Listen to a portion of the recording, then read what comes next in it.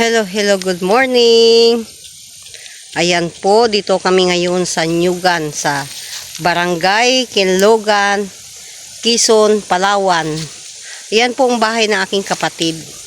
Ito naman ang area ko. Yan. Ngayon, naglilinis kami para tayuan ng kubo. Ayan, ang pispan, doon banda. Ito po, yan, itong linya na ito. Yan ang aking sakop na lupa. Half hectare daw, 50-50 sa aming magkapatid. Tinamad na magtabas, kundi damo na lang siya. Karating na namin mga alas 3.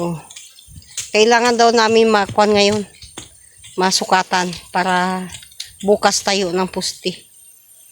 Kasi budget namin dito 5 araw lang. Yung mga to, pinapatubo na nyug. Maliit.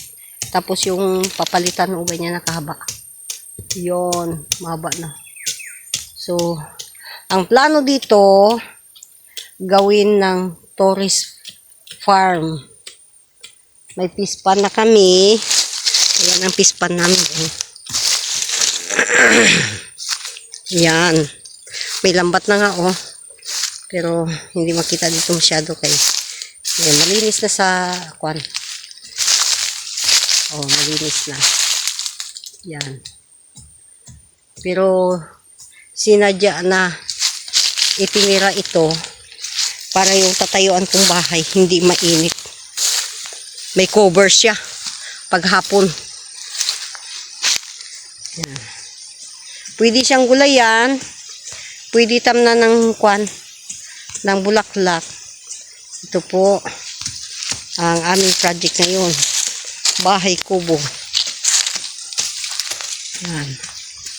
Dito naman yung gagawa yung aking kuya. Yan ang area niya dyan banda. Magkasunod kami. Simula sa panganay hanggang sa punso. Hello. Ito na po yung bahay. Skeleto na siya. Ang type ay good morning. Yan.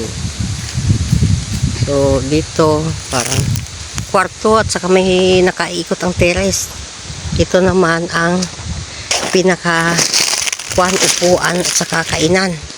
Pero ang kusina dito gagawin. Ang CR dyan banda. Ngayon, nagpagawa na sila ng balon. So, malapit sa bahay ko para daw hindi ako mahirapan mag-igib-igib. Kasi lagi ako nalulumpo. Yan.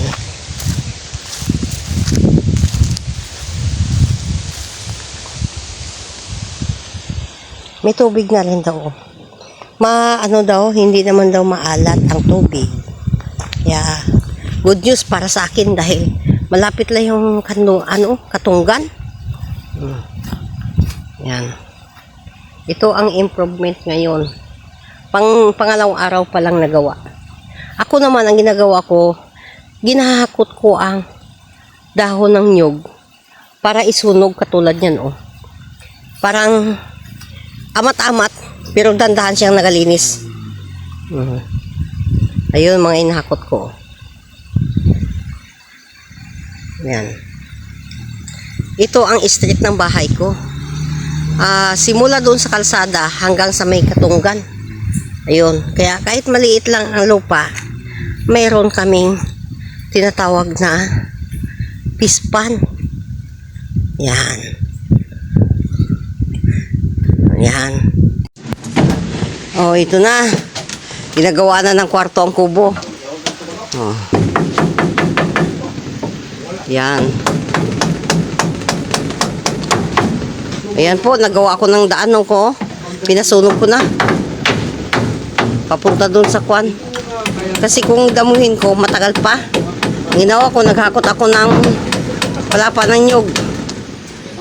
Tapos, ginlinya-linya ko kag sinunog ko. Di. Ayos. Yan ang kwan ni Teresa, kubo niya. Improve na yung pispan. Alaman ng pispan, hipon.